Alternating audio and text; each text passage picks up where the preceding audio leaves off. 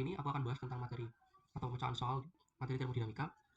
Kita lihat dulu skematiknya, yang mana ada infus yang biasanya dorong oleh gravitasi yang mana digantung dengan menggunakan botol cairan pada ketinggian tertentu, sehingga dia akan menekan tekanan darah vena masuk dalam tubuh. Ya kan? Kalau misalkan kita mau memasukkan sebuah cairan, itu kan berarti cairan tersebut harus memiliki tekanan lebih tinggi daripada tekanan di dalam pressure, itu di tekanan dalam vessel ya. Anggap aja si si tangan ini adalah vessel ya, vessel yang ada tekanan darahnya. Sehingga ketika kita ingin mengalirkan. Nah, yang kedua, jika tekanan terukur di infus, maka cairan infus ini harus lebih besar daripada dalam darah atau blood pressure ya, harus lebih besar. Nah, semakin tinggi kita meletakkan cairan infus ini, akan semakin cepat memasukkan cairan tersebut ke dalam tubuh, ya kan? Nah, diilustrasikan bahwa tekanannya adalah katakanlah X ya, tidak diketahui, dan tinggi botolnya atau cairan infus ini adalah 1,2 meter di atas lengan si pasien ini. Membutuhkan 20 kilopascal, sehingga laju dari cairan tersebut itu cukup mendorong ke dalam tubuh si pasien. Maka berapa sih harus diletakkan ketika cairan tersebut fluida atau density-nya adalah 1020 kg meter kubik. Tekanan terukur, katakanlah tekanan gauge ya, atau tekanan terukur itu biasanya lebih besar dari tekanan namanya gauge. Karena di sini ada ketinggian, ada massa jenis, maka kita menggunakan rumus rho GH. Rho kali G atau percepatan gravitasi kalikan dengan ketinggian. Rho-nya di sini itu adalah 1020 kg per meter kubik. Dan dikalikan dengan percepatan gravitasi itu adalah 9,81 meter per sekon kuadrat. Kemudian dikalikan dengan ketinggiannya, kita harus jadikan 1,2 meter karena satuan SI adalah meter. Di soal nomor B, kita akan menjadikan satuan kilopascal. Maka untuk yang pertama kita harus menjadikan satuan kilopascal.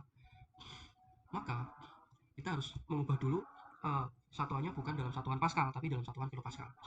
Nah, di sini ada gravitasi, ada percepatan gravitasi, maka kita ubah dulu dalam satuan Newton atau 1 kilonewton. Kemudian dibagikan dengan 1000 kg meter per sekon, kemudian dikalikan dengan 1 kilopascal. 1 kilopascal dibagikan dengan 1 kilonewton per meter persegi. Nah, yang namanya 1 kilopascal itu kan 1 kilonewton per meter persegi ya. Kecuali kalau 1 MPa ya, kalau 1 MPa 1 kilonewton per milimeter persegi aja ya, atas 1000 di bawah 1000, berarti sama ketika dikalikan maka menghasilkan 12 kilopascal. Nah, sekarang kita masuk ke yang B. Ketika tekanan 20 kilopascal, maka kita harus menaik infus si cairan infus ini atau botol infus ini sejauh berapa, setinggi berapa dari arm yang awalnya 1,2 meter. Kalau kita jadikan rumus, H itu adalah P atau gauge pressure atau gauge flow ya, gauge pressure flow dibagikan dengan rho dikalikan dengan G. Maka kemudian kita dapat bahwa H itu adalah 20 kilopascal dibagikan dengan 1020 kg per meter kubik, kemudian dikalikan dengan 9,81 meter per sekon kuadrat. Kilogram meter per sekon kuadrat, kemudian dikalikan 1 kilopascal per 1 kilonewton, maka hanya adalah 2 meter. Jika dia 1,2 meter, maka tekanannya adalah 12 kilopascal.